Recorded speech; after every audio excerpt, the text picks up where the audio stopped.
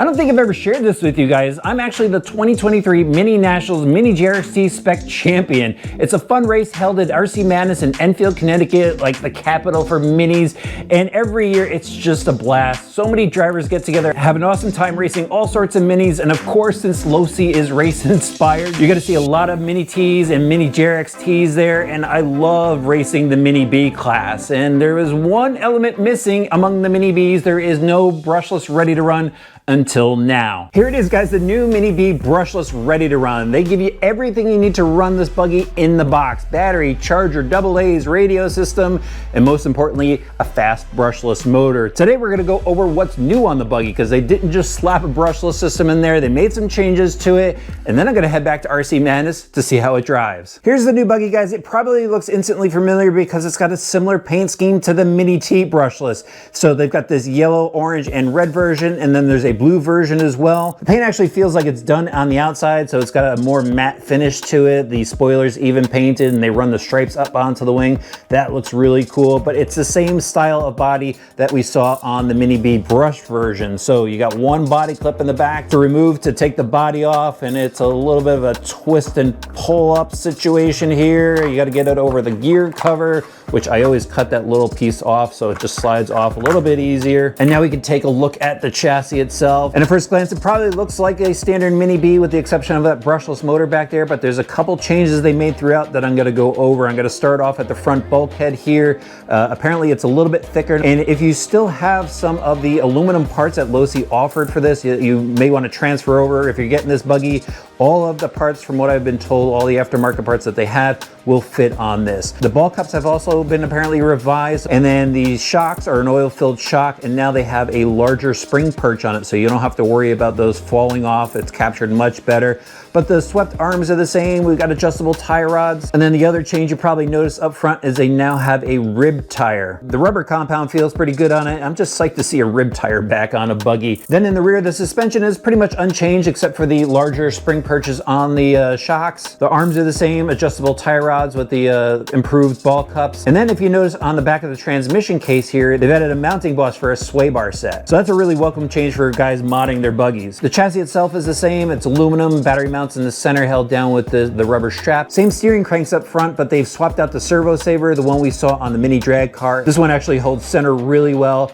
And might as well get into the servo here. They now have the SX108 servo, which is much improved over the previous version. And then back to the transmission itself, pretty much unchanged except for the slipper assembly. They have improved plates in there, so it's a much smoother action. What doesn't wear down on the slipper pads as much. And that's good to see since they've got a brushless motor system in there, and that was a change that was made on the Mini drag car. And now the electronics, they've swapped out pretty much all the electronics in this. It now has the Sr315 receiver, which is absolutely awesome. We can go plug our transponders right into it. And then for the brushless system, they went with the Spectrum 6000 kV motor. It's a 2-in-1 combo, so the speed controller's inside, nice compact setup, IC2 plug, and this system should give the buggy plenty of rip. There's new tires on the rear as well. These are actually called Big Shots, and they're not like a Proline Prism tire. Threw one up against it, and it is a definitely different compound and slightly different pin pattern. So I'm interested to see how these are gonna hook up on the carpet up at RC Madness. Now, let me just show you the rest of the stuff that comes in the box. You get the SLT2 radio system now. You get the newest Spectrum USB-C charger, a little adapter that actually comes with these Spectrum batteries. It's now an 810 battery pack. That's very cool, a little bit more runtime. Get your AA's, some basic tools, some decals, and of course the instruction manual. One other important thing to throw out at you guys, they're now going to have some TLR tuned option parts for this. Some pretty cool looking stuff, carbon fiber shock towers, sway bar set, aluminum shocks. So when you're ready to go and hop this thing up for racing, they got you covered. Okay guys, time to head up to Madness.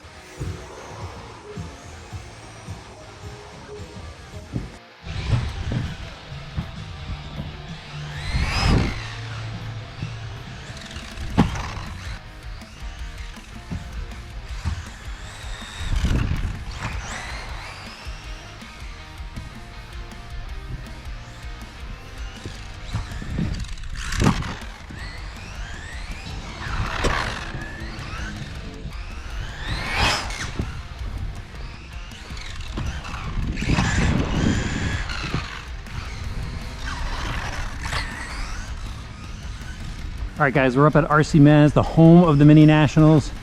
I've got a little practice in on the new Buggy. And a little out of breath from chasing around for the close-up shots. But here we go.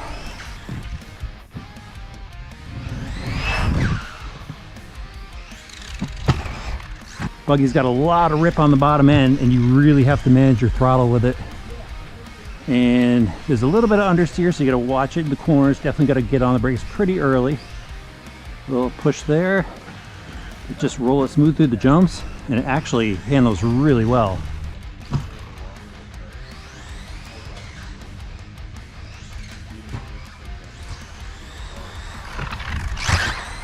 Just needs a little bit of brass weight, and this thing would be settled right in. Definitely wants to pull some wheelies on the straight too.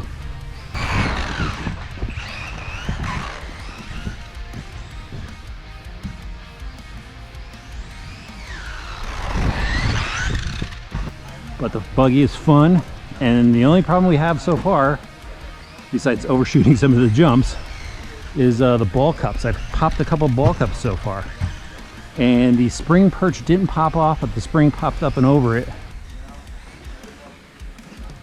But it handles well right out of the box.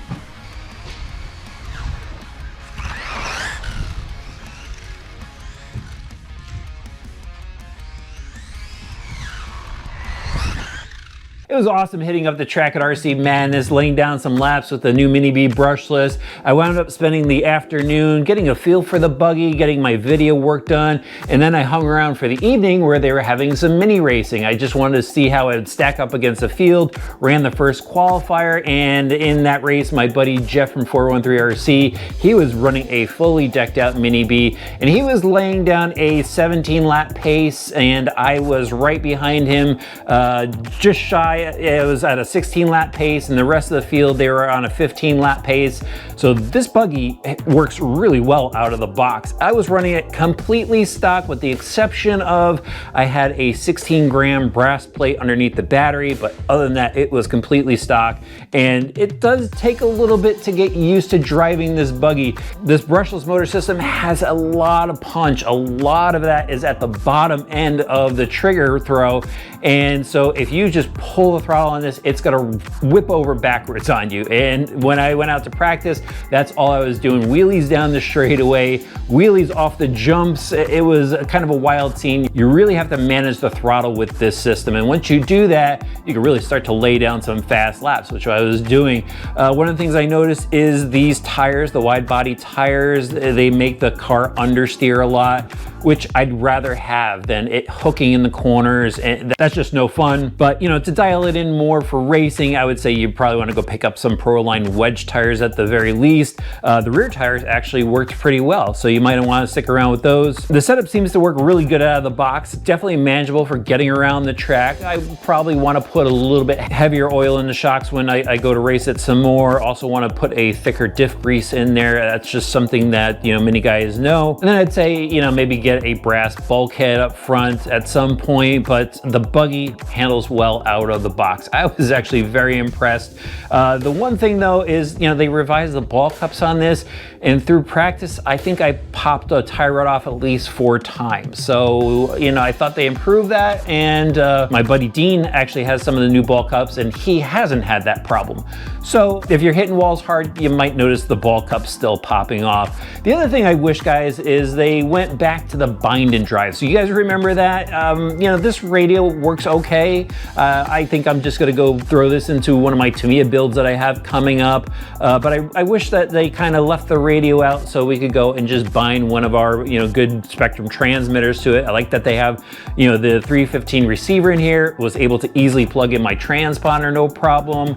But this will get you around the track. Obviously, I got around the track with it pretty quick, but it would be nice if maybe a bind and drive version was available. But it is what it is. Overall, really good package. Really cool to see that they made a bunch of improvements to it. I think they're all worthwhile, and maybe it was just me smacking the walls too hard with the ball cup situation, but overall, cool looking Buggy, super fast, awesome to drive. Can't wait to race this when the mini nats roll around next year. If you've got the urge to run minis now, I'll have links for this in the video description below.